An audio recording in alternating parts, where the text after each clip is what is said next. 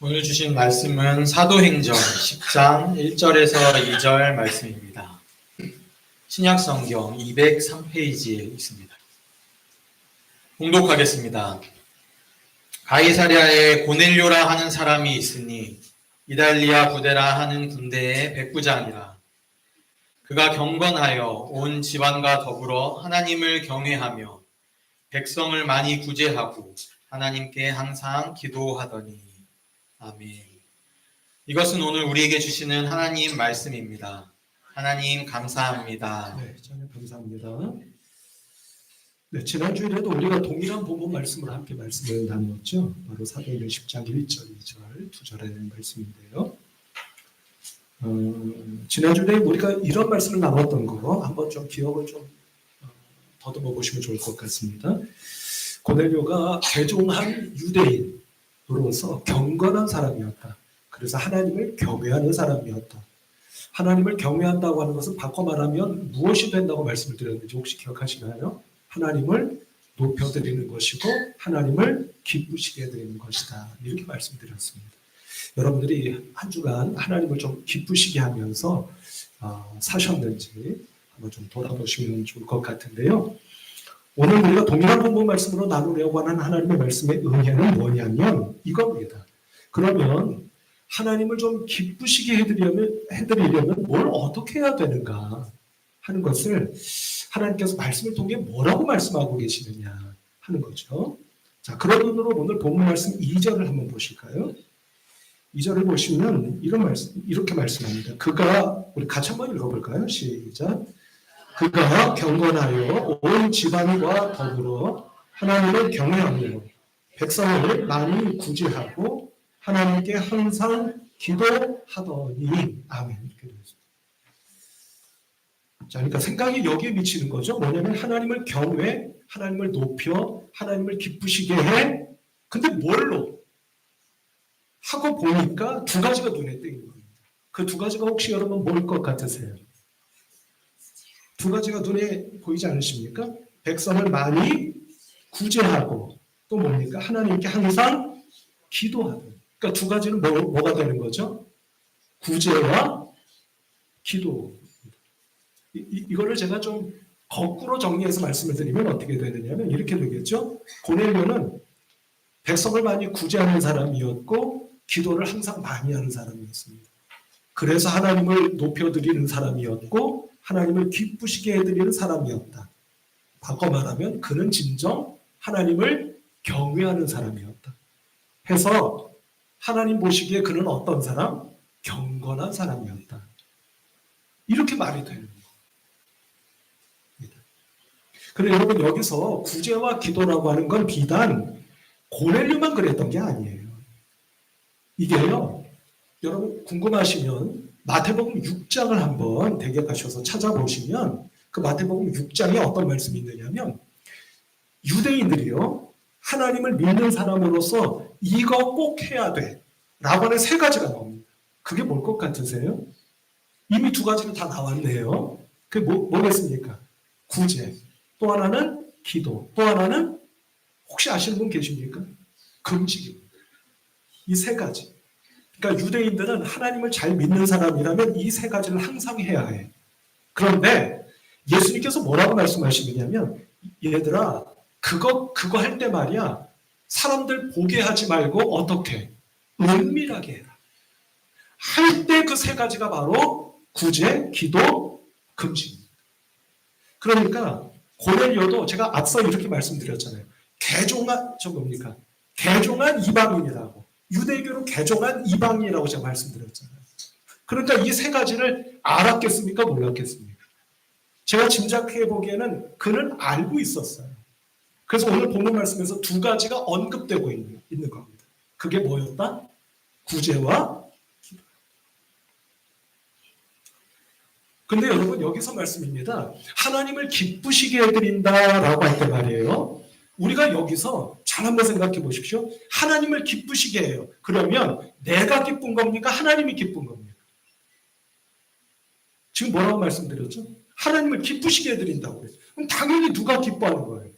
하나님이 기뻐하시는 겁니다. 근데 여기서 우리가 가만히 생각해 보면은요, 많은 실수를 범하는 것 같아요. 무슨 말씀이냐면 하나님을 기쁘시게 해드린다고 하면서 정작 누가 기뻐하려고 해요? 내가 기뻐하려고. 여기서 우리가 실수를 범합니다. 제가 예를 들면, 비근한 예를 들면 이런 겁니다. 저도 그런 실수를 참 많이 했는데요. 제가 20대, 30대 때 말씀입니다. 누군가에게 선물을 해요. 뭐 생일을 맞이했든 무슨 뭐 좋은 일이 있든 선물을 할 때 제가 주로 뭘 선물을 했던 기억이 나느냐면 책이나 음반이었어요. 책 아니면 음반. 그러니까 더 옛날에는 LP. 기억하시나요? 그 검정색으로 된 동그란 그 판 있잖아요. 판. 그 이후에는 90년대 접어들어서는 CD. 이런 거 있잖아요. 그러니까 책이나 음반을 제가 선물했던 경우가 대부분입니다. 근데 제가 생각을 해보는 거예요. 그분이 책을 선물하면 그분이 그 책을 좋아할까? 책을 별로 안 좋아하는 분인데도 제가 책을 선물한 거예요. 음악 안 듣는 분인데도 제가 음악이 담긴 음반을 선물한 겁니다. 그러니까 제 마음은 이런 거죠. 제가 좋아하는 거를 그분과 함께, 제가 좋아하는 그분과 함께 나누고 싶은 거예요. 공유하고 싶은 겁니다. 근데 실상은 그분이 그 선물을 좋아했겠어요? 안 했겠어요? 선물을 받아 좋아하기는 하지만 아이고 내가 이거 집에 가서 이거 쓸모도 없는 거 이러셨을 가능성이 많다는 겁니다. 그러니까 이게 결론적으로 말씀드리면 조금 표현을 이렇게 해보자면 그분 좋으라고 한 게 아니라 사실은 자기 만족이에요. 제가 그랬던 경우가 많았구나. 이런 생각이 제가 이번 설교 말씀을 준비하면서 생각이 드는 거예요. 그러니까 하나님을 기쁘시게 해드린다고 할 때 누가 기뻐하셔야 되는 거예요? 당연히 하나님이 기뻐하셔요. 근데 우리는 하나님을 기쁘시게 해드립니다 하면서 사실 솔직히 우리의 마음을 들여다보면 누가 좋아할 거 하고 싶은 겁니까? 내가. 그런 게 아니냐 하는 거죠. 근데 여러분 여기서 우리가 한 가지 꼭 놓쳐서는 안 되는 게 뭐냐면 무슨 생각이 드느냐면 여러분 구제와 기도 그러니까 하나님이 기뻐하시는 것은 구제와 기도라고 하는 말씀을 지금 나누고 있잖아요. 근데 여러분 이 구제와 기도 가운데 특별히 이제 구제가 더 그럴 것 같긴 합니다만 이게요 잘못 생각하면 제가 가끔 이런 말씀 드리죠. 성경에서 우리에게 말씀하는 건 도덕이나 윤리가 아니다라고 제가 말씀드리잖아요. 그러니까 이거 꼭 해야 돼. 의무야. 이거 해야 좋은 사람이라는 말 들을 수 있어. 그래서 우리 신앙인들이 구제하고 기도하는 거냐? 아니다 이 말씀. 그러면 도덕과 윤리가 아니면 뭡니까? 신앙으로 하는 겁니다. 바꿔 말하면 믿음으로 하는 거예요. 이게 무슨 말씀이냐면 이런 겁니다. 여러분 우리가 지금 하나님 기쁘시게 해드리기 위해서 구제와 기도 말씀드리고 있는 거잖아요. 근데 여러분 생각해 보세요. 우리가 먼저 하나님을 기쁘시게 했습니까? 하나님이 우리를 먼저 기쁘시게 했습니까? 아니 이거 헷갈리십니까? 예? 우리가 먼저 하나님을 기쁘시게 해드렸던 거예요? 하나님이 우리를 먼저 기쁘시게 했던 겁니까? 하나님이 우리를 먼저 기쁘시게 한 거예요. 어떻게? 늘 말씀드리는 거지만 우리가 도무지 헤어나올 수 없는 죄와 죽음의 늪, 구렁텅이에 빠져서 허우적거리고 있는 우리를 하나님께서 낚아채셨다고 했잖아요. 그래서 우리를 거기서 건져주셨고 꺼내주신 겁니다. 그러니까 감사하죠. 표정들이 뭐 그다지 감사하잖아요. 감사하면 마음이 어떤 겁니까? 기쁜 거예요. 그러니까 이야기인 즉슨 어떻게 되는 겁니까? 나를 이렇게 기쁘게 해주신 하나님께 나도 기쁘시게 해드리는 거예요. 이게 믿음이고 신앙인 것이지 도덕과 윤리가 아닌 겁니다. 교회는 도덕과 윤리를 가르치는 무슨 교육기관이 아니잖아요. 그러니까 도덕이냐 윤리냐 믿음이냐 신앙이냐를 구분해야 된다. 구분하실 수 있어야 된다. 이렇게 말씀드릴 수 있는 거죠. 성경의 대표적인 예를 들면 우리 성도 여러분 너무나 잘 아시고 제가 여러 차례 말씀드렸습니다만 누가복음 19장 말씀을 보면 삭개오 이야기가 나오잖아요. 삭개오가 여러분 어떤 사람이었는지 잘 아시죠? 누구도 그를 알아봐 주자. 여러분 생각해 보세요. 여러분들도 어디 갔는데 누가 나를 알아주지 않아. 마음이 어떠시겠습니까? 근데 그게 그 자리뿐만 아니라 내 평생이 그래. 그럼 내 마음에 있는 이 상처와 아픔을 누가 치료해줄 수 있겠습니까? 아마 죽을 때까지 그 어둠의 굴레에서 벗어나기가 어려울 거예요. 한이 맺혀 눈 감고 죽을 겁니다. 삭개오는 그런 사람이었던 거잖아요. 근데 그런 사람이었던 삭개오를 어느 날 누가 예수님이 호련히 오셔서 삭개오야, 내 이름을 어떻게 하셨지? 내 이름을 그 누구도 불러주지가 않았어. 근데 그날 호련히 찾아오신 그분이 나를 삭개오야라고 불러주시며 너 왜 거기 위에 올라가 있니? 내려와라. 내가 오늘 너희 집에 놀러 가도 되겠어? 이러신단 말입니다. 마치 봄날에 눈이 녹듯 한순간에 삭개오의 그 닫혔던 마음이 열리고 얼어붙었던 마음이 녹아지는 거예요. 그 너무나 기쁘고 감사해서 그래서 어떻게 하겠다고 한 겁니까? 내 재산을 토해놓겠어요.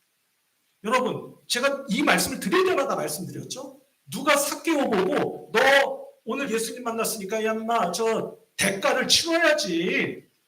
돈 좀 내놔봐. 누가 그랬습니까? 여러분들이 설교하는 목사 당황스럽습니다. 그런 일이 없잖아요. 차원에서 한 겁니다. 왜? 마음이 너무 기뻐서 감사해서. 이게 신앙과 믿음으로 하는 구제요, 기도이며 섬깁니다. 이렇게 말씀드릴 수 있겠다 하는 것이죠. 그래서 오늘 하나님께 우리가 기쁘심을 드리기 위해서 어떻게 해야 되느냐? 구제와 기도, 이 말씀을 지금 드리고 있는 거지 않습니까? 근데 오늘 이 두 가지 가운데 구제에 대해서 이제 말씀을 드리려고 합니다. 여러분, 구제가 뭐죠? 구제가 뭡니까?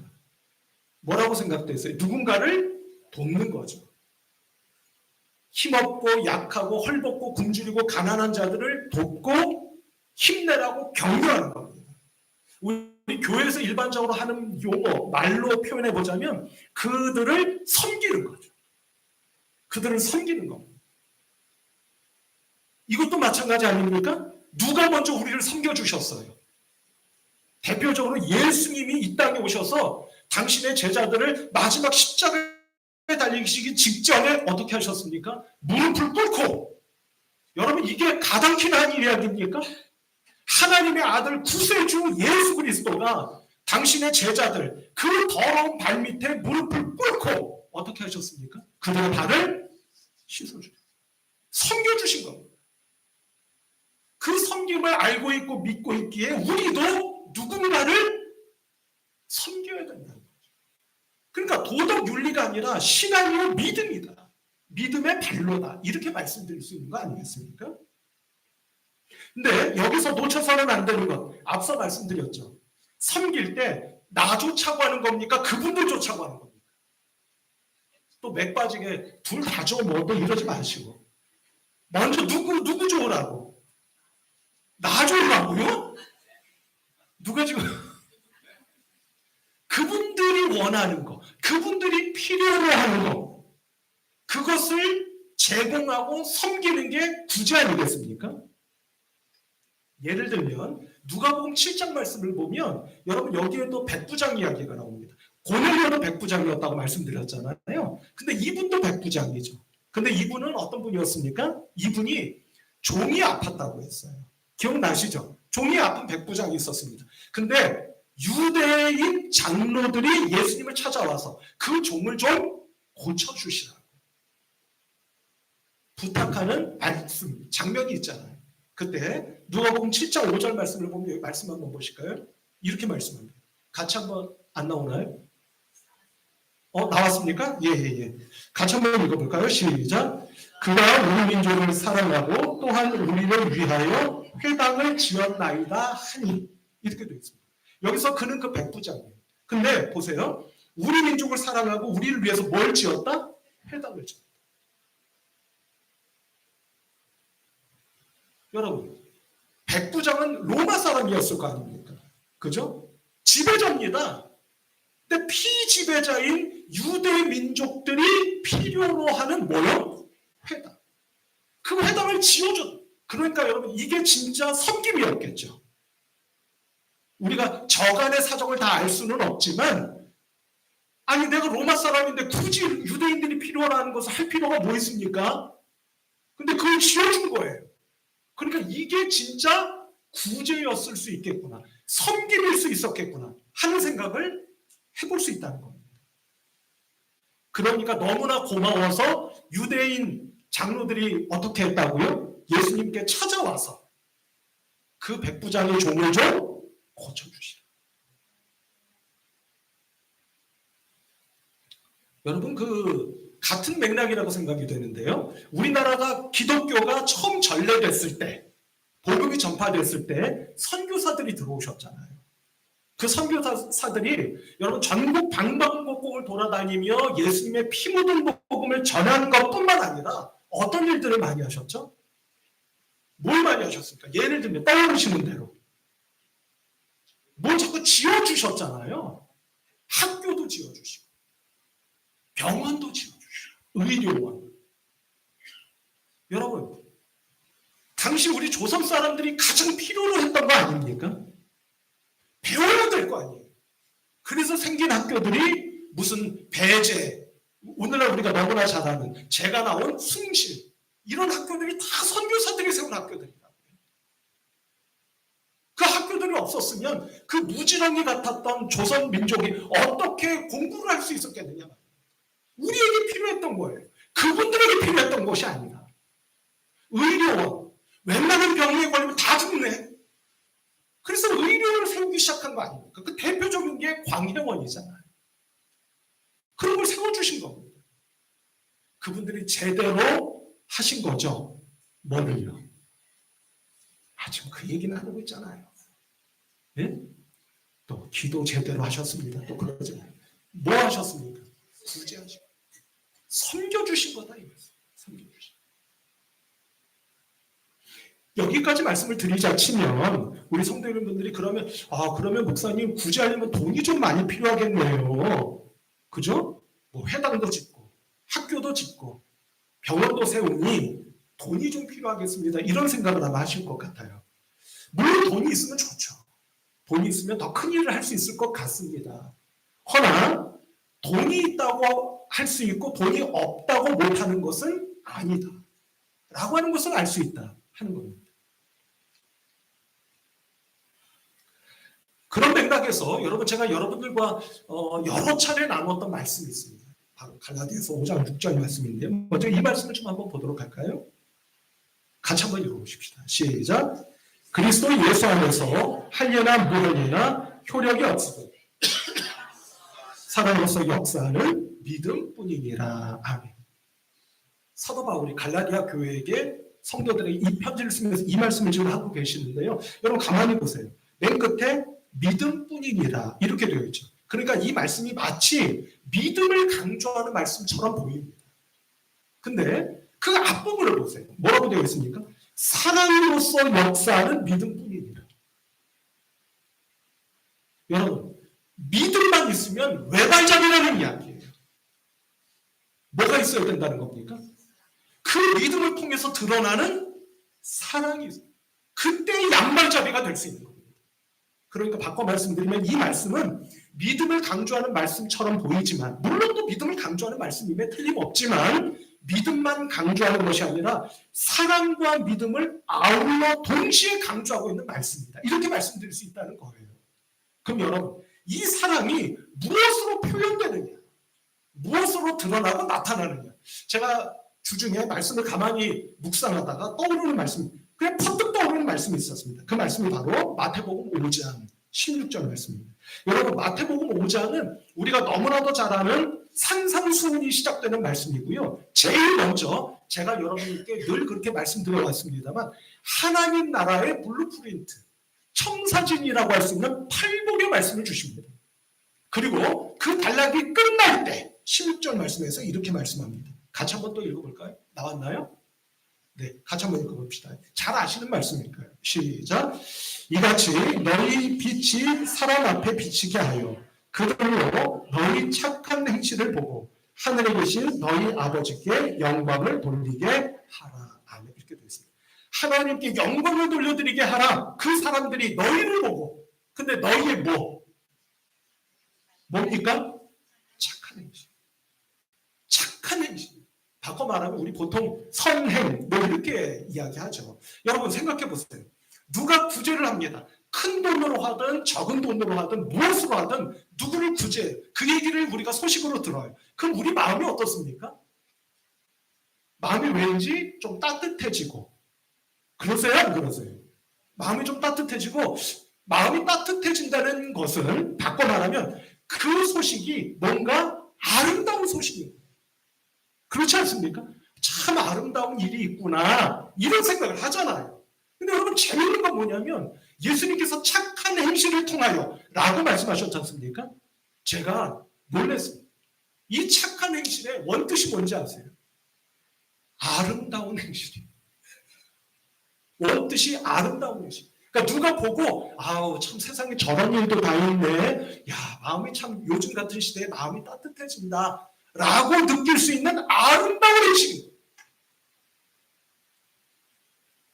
그러니까 구제와 착한 행실이라고 하는 것이 전혀 다른 게 아니랍니다. 우리가 구제할 수 있을 때 구제해야 합니다. 도울 수 있을 때 도와야 합니다. 손 내밀 수 있을 때 손 내밀어야 합니다. 그러나 성도 여러분, 큰 돈이 있어서 할 수 있고 없어서 못하는 것이 아니라 우리에겐 비장의 무기가 있는 거예요. 그게 뭐라고요? 착한 행실. 제가 새벽 기도의 시간에 이런 예를 들어서 여러분께 말씀드린 일이 있죠. 어느 음식점에 갑니다. 식당에 가요. 그럼 종업원분들이 계시잖아요. 종업원분들이 물도 갖다 주시고 반찬도 주십니다. 여러분 그때 어떻게 하세요? 물을 딱 놓고 가십니다. 어느 경우에 따라서 물을 꽉 놓고 갈 수도 있고 얌전히 놓고 가실 수도 있어요.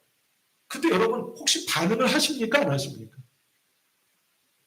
딱 보니 안 하십니다. 반응을 하세요? 안 하세요? 반응을 하세요. 제가 그러려고 애쓴다고 새벽기도 시간에 말씀드린 일이 있죠. 뭐라고 하면 되겠습니까? 분명하지 않습니까? 아우 고맙습니다. 또 반찬을 갖다 주셔요. 마찬가지입니다. 감사합니다. 너무 과하지 않게. 그럼 상대방이 어떻게 반응하는지 아세요? 그게 보입니다. 무뚝뚝하게 딱 놓고 가실 수도 있어요. 그리고 우리는 내가 돈 내고 밥을 먹으니 당연히 그분이 나를 대접해야 된다고 생각할 수 있습니다. 그거 다 치워버리시라는 얘기예요. 그냥 나도 모르게 고맙습니다. 앞에 앉아 계신 분하고 대화를 나누다가도 딱 놓고 가시고 감사합니다. 뒤통수에 대고라도 감사합니다. 그분이 그 다음에 또 뭔가를 가져오실 때 태도가 같을까요? 다를까요? 다릅니다.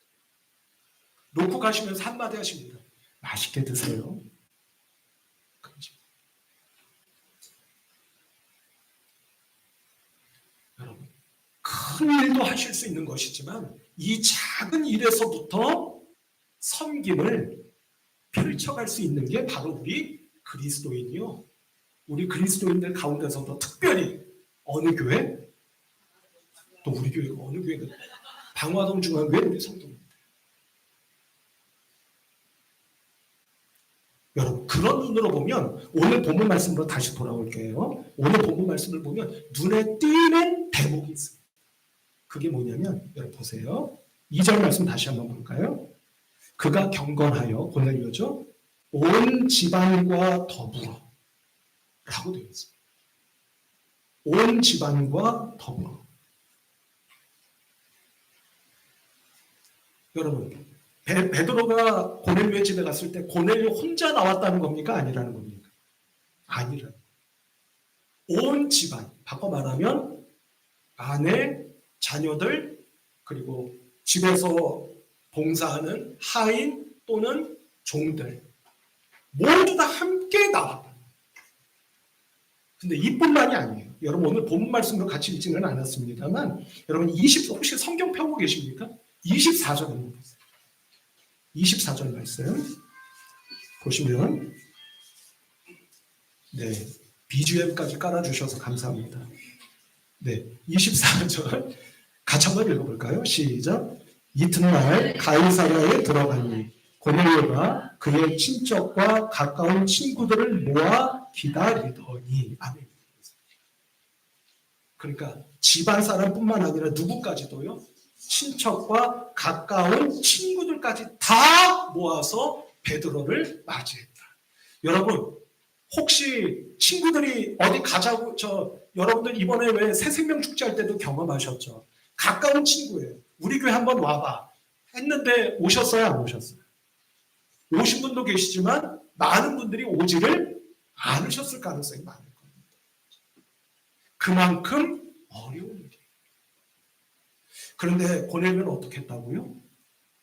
집안 사람들뿐만 아니라 친정, 친구들까지 다. 여러분, 무슨 말씀을 드리려고 하는지 여러분들 짐작되시죠?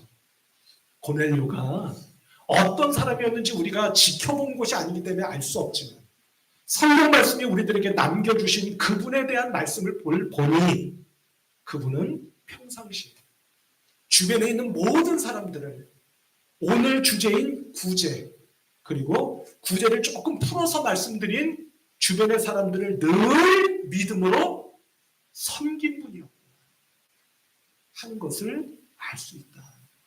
그렇다고 우리 성도 여러분들 오해하지 마시기 바랍니다. 저는 저희 가정에서 혼자 교회 나옵니다. 그러면 저는 섬기지 않는 사람이라는 말입니까? 여러분들 그러실 수 있을 것 같아요. 그런 뜻으로 드리는 말씀이 아니라는 걸 여러분들 아시리라 생각합니다. 그 시절과 지금 시절이 다르고 그 곳과 이곳이 다르기 때문입니다. 다만 여러분들이 마음속에 한번 새겨보시라는 것이죠. 내가 평상시에 내 주변에 있는 가족들, 친구들, 이웃들을 섬기려고 하고 있는가 하는 거예요.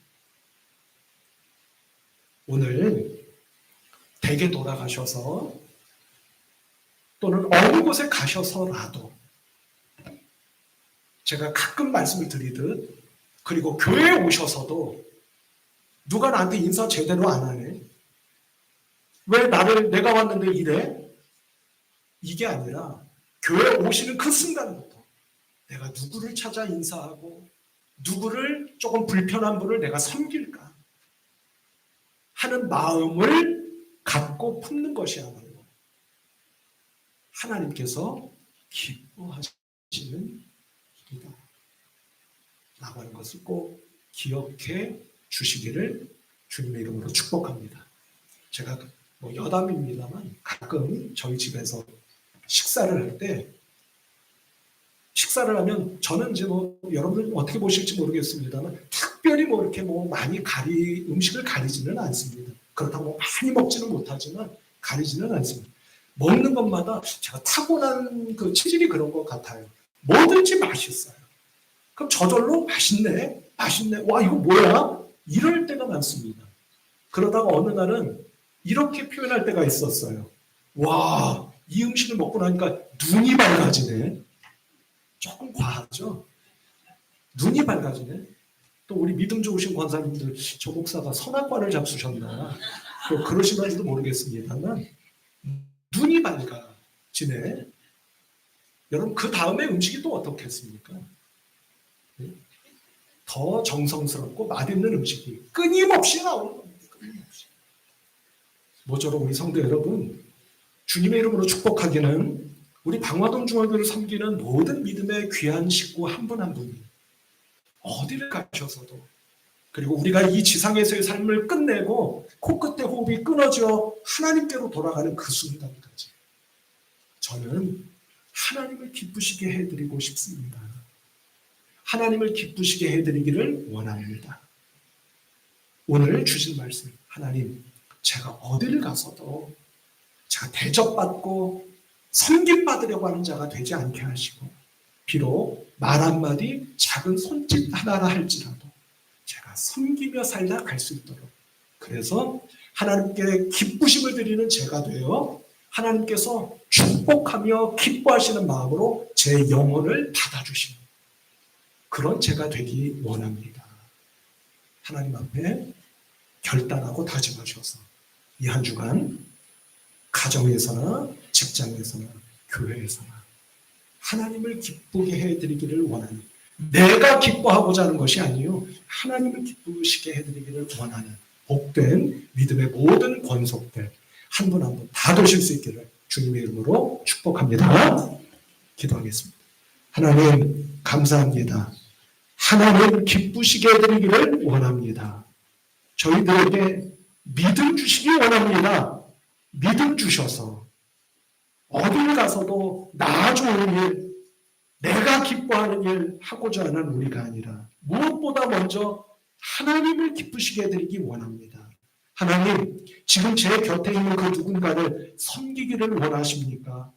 이분을 제가 섬길 수 있도록 도와주시고 이분을 섬김으로 인하여 하나님 기뻐하시는 제가 되도록 하나님 믿음 주시고 축복해 주시기 원합니다. 간절히 머리 숙여 기도하며 성령의 도우심을 간구하는 모든 성도님들 한 분 한 분 다 되시도록 은혜를 베풀어 주시옵소서. 예수 그리스도의 이름으로 기도하옵나이다. 아멘.